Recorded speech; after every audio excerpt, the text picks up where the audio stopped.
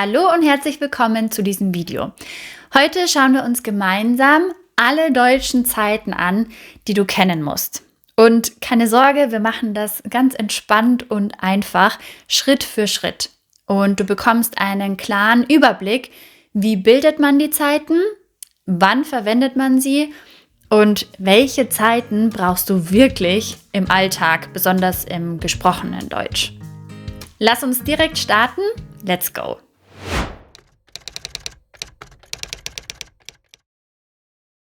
Die erste Zeit ist das Präsens. Das Präsens ist eigentlich die wichtigste Zeit im Deutschen. Also du brauchst sie im Alltag wirklich ständig. Zum Beispiel, ich gehe jetzt nach Hause oder sie arbeitet in einer Firma. Du kannst damit über die Gegenwart sprechen, also das Jetzt, aber auch über die Zukunft, wenn du so kleine Zeitwörter verwendest, wie zum Beispiel morgen fahre ich nach Berlin. Nächstes Jahr fliege ich nach Mexiko. Wie bildest du das Präsens? Du nimmst den Verbstamm plus die richtige Endung pro Person. Also zum Beispiel gehen wird zu ich gehe, du gehst, er geht, wir gehen, ihr geht, sie gehen. Also wichtig, das Präsens brauchst du eigentlich immer. Das ist die Zeit, die du am besten beherrschen solltest.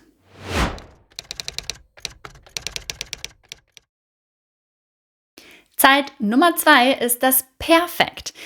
Das Perfekt benutzt man, wenn man über die Vergangenheit spricht. Also vor allem im Alltag, in der gesprochenen Sprache. Zum Beispiel, ich habe einen Kaffee getrunken oder sie ist gestern zu Hause geblieben. Wie bildet man das Perfekt? Du brauchst 2 Teile. Einmal das Hilfsverb haben oder sein plus das Partizip 2. Also zum Beispiel, ich habe gegessen oder er ist gelaufen. Also wichtig, im Alltag sprechen Deutsche fast immer im Perfekt, wenn sie über die Vergangenheit sprechen und nicht im Präteritum.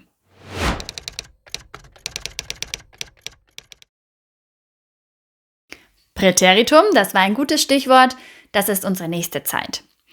Das Präteritum ist die schriftliche Vergangenheitsform. Also du findest sie in Büchern, in Nachrichten oder in offiziellen Texten. Zum Beispiel, ich ging nach Hause oder sie arbeitete in Berlin. Auch hier brauchst du wieder den Verbstamm plus deine Präteritum-Endung.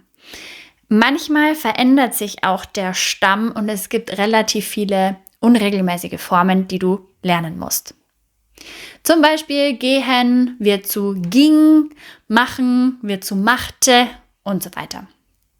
Aber nochmal der Hinweis, im Alltag verwenden Muttersprachler das Präteritum fast nur mit ein paar Verben, wie zum Beispiel sein und haben, also war und hatte, oder auch die Modalverben. Ich konnte, ich musste, ich wollte, ich durfte und so weiter. Als Fazit für dich, für Gespräche brauchst du mehr das Perfekt als das Präteritum.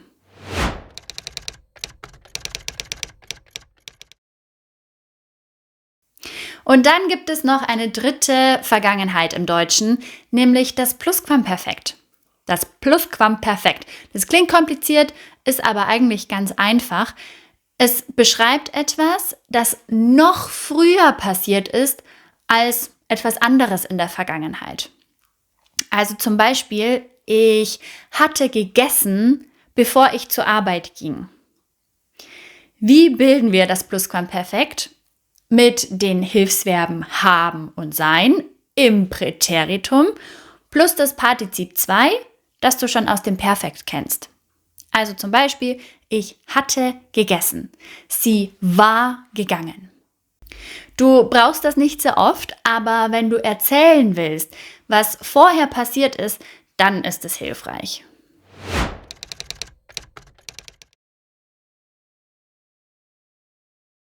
Kommen wir jetzt zur Zukunft, zum Futur 1. Das Futur 1 ist die Zukunftsform, aber kleiner Spoiler, im Alltag benutzt man sie nicht so oft.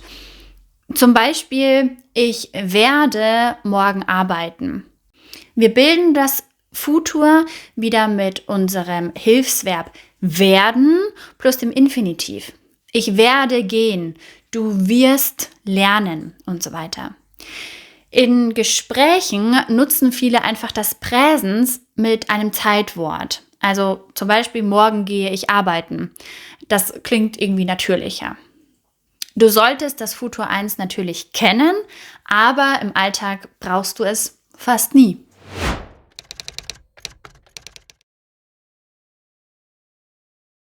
Und dann gibt es noch die Futur 2 Form.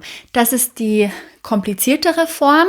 Sie beschreibt etwas, das in der Zukunft abgeschlossen sein wird.